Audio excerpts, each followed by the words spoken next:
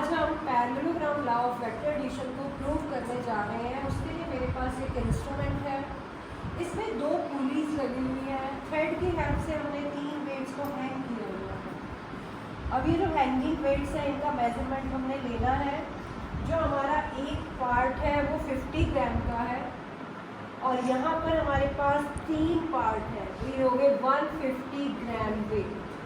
इधर भी 3 पार्ट, ये बेस है हमारे पास, उसके ऊपर 3 पार्ट हमने 50 ग्राम के लगा रखे हैं, तो ये वेट भी कितना हो गया 150 ग्राम वेट। और बीच वाले पार्ट में हमने 4 पार्ट्स लगाए हैं, मतलब 200 ग्राम वेट।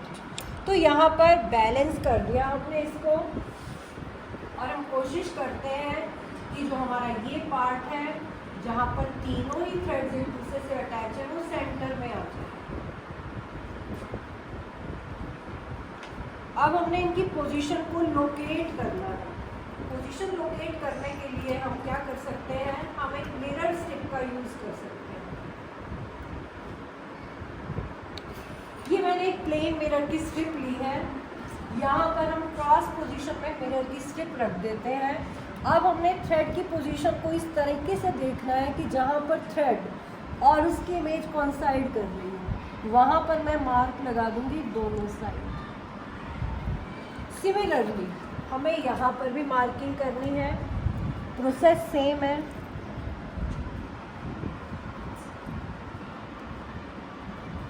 और इसी तरह सबसे नीचे भी हमें मार्क लगाना है।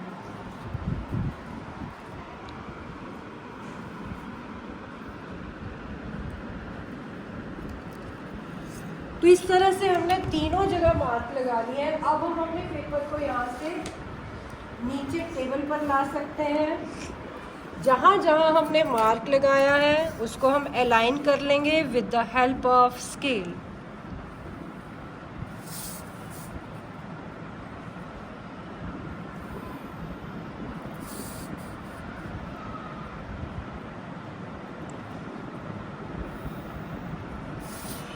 यहाँ पर हमारे 150 ग्राम वेट थे, इसका मतलब हमें यहाँ कोई ना कोई स्केल लेना पड़ेगा। मैं यहाँ पर एक स्केल ले रही हूँ और स्केल में मैंने क्या ले लिया, जो आपका 50 ग्राम वेट है वो हम ले रहे हैं 1 सेंटीमीटर। तो मेरे पास यहाँ पर था 150 ग्राम वेट, तो उसकी जगह मैं क्या ले सकती हूँ 3 सेंटीमीटर। तो यहाँ पर मैंने 3 सेंटीमीटर का कट लगा लिया। एक लेंथ ले ली मैंने, क्योंकि मेरे को तीनों ही वेक्टर्स यहाँ पर शो करने हैं और आपको पता है कि वेक्टर की जो लेंथ होती है उसकी मैग्नीट्यूड को शो करती है। इसी तरीके से मैंने यहाँ पर कितने सेंटीमीटर का कट लगा लिया 3 सेंटीमीटर, क्योंकि मेरा F1 और F2 दोनों ही 150 ग्राम वेट है। तो ये मेरा F1 है और ये हमारा F2 है। ये भी मैंने 3 सेंटीमीटर लेंथ का ले लिया और ये भी मैंने 3 सेंटीमीटर। जो आपकी थर्ड साइड थी, मतलब जो थर्ड वेक्टर था वो हमारा था 200 ग्राम वेट। इसका मतलब मुझे यहाँ कितना कट लगाना चाहिए, कितना लेंथ लेना चाहिए 4 सेंटीमीटर। ये हमारा F3 है जो कितना है 4 सेंटीमीटर है। तो अब हम क्या करेंगे, हम कंपास की हेल्प से अपना एक पैरेललोग्राम कंप्लीट कर लेंगे, क्योंकि parallelogram law of vector addition में हमें एक पैरेललोग्राम कंप्लीट करना पड़ता है। और हमने अब 3 सेंटीमीटर की लेंथ ले ली और एक पैरेललोग्राम को कंप्लीट कर लिया।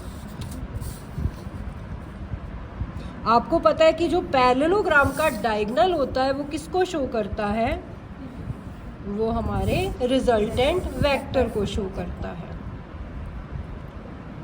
ये आप देख सकते हो, मैंने यहाँ पर पैरेललोग्राम के डायगोनल पर अपना स्केल रख दिया और मेरे स्केल की मेजरमेंट कितनी आ रही है 4 सेंटीमीटर। इसका मतलब जो F1 और F2 का रिजल्टेंट था वो वेक्टर 4 सेंटीमीटर लेंथ का है।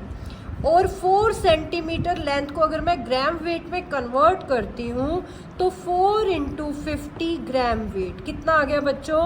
200 ग्राम वेट। और अपनी जो तीसरी साइड थी जिसको मैंने F3 वेक्टर कहा था वो भी हमारा कितना है? 200 ग्राम वेट। इसका मतलब F1 और F2 का जो रिजल्टेंट था वो F3 के इक्वल भी है और अपोजिट डायरेक्शन में भी है। इस तरीके से हमने अपने parallelogram law of vector addition को प्रूव कर दिया। सबको समझ आ गया बच्चों? Yes, ma'am.